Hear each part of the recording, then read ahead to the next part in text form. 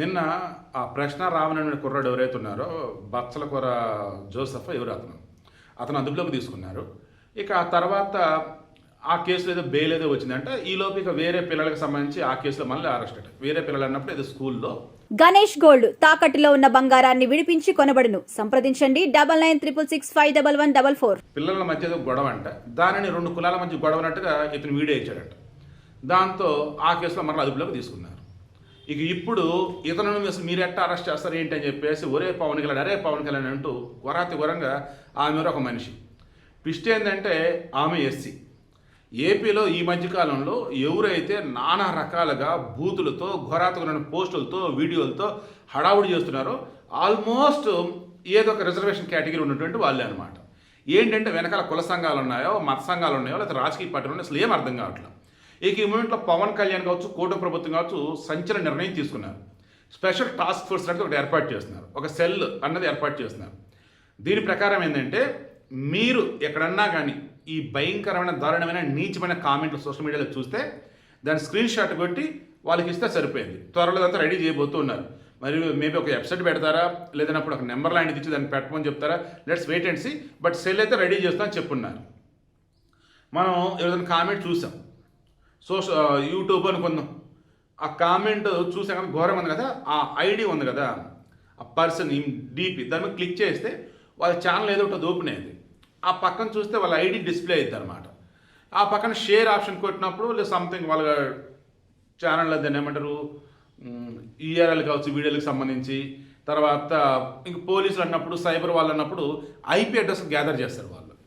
So ఇలా మీరు ఏదైనా కామెంట్ చూసినా, పోస్ట్ చూసినా, వీడియో చూసినా, దానికి సంబంధించిన స్క్రీన్ షాట్లు కావచ్చు, లింక్స్ కావచ్చు, చక్కగా ఈ special cell task force or special monitoring అనుకోవచ్చు, దేనికి సోషల్ మీడియాలో ఉన్నటువంటి నీచులని, వెధవలని, స్క్రాప్ని ఏరివేయటానికి.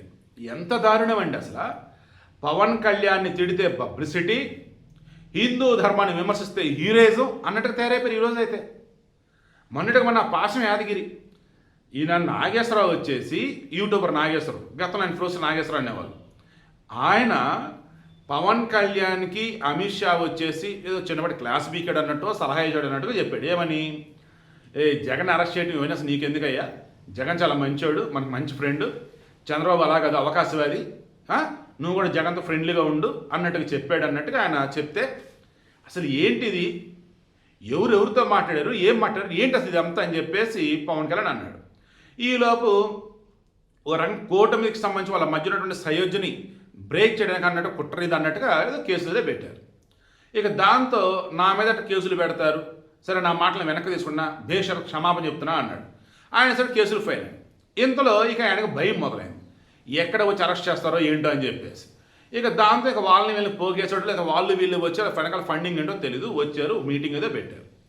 ఆ మీటింగ్ పెట్టినప్పుడు ఈయన అనలేదు అని చెప్పాలా, లేదు అన్నప్పుడు వాక్ స్వతంత్రంలో భాగంగా ఒక జర్నలిస్ట్గా లేదన్నప్పుడు ఒక అనలిస్ట్గా ఆయనకు సోర్సెస్ ద్వారా వచ్చింది చెప్పాడు తప్ప అందులో ఏముంది, ఎనీవే విత్డ్రా చేసుకున్నాడు కదా, ఇంకా అయిపోయింది అని అంటే అయిపోదు. ఉక్కు పాదం మోపుతుంది తెలంగాణ జనాల మీద ఆంధ్రప్రదేశ్ ప్రభుత్వం వచ్చేసి.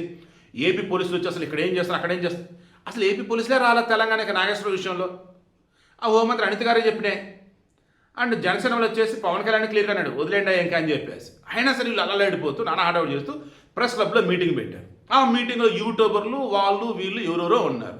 ఇక నాగేశ్వర మరి అక్కడ ఉన్నాడో లేడంటే నేను లేనప్పుడు అంటున్నాడు.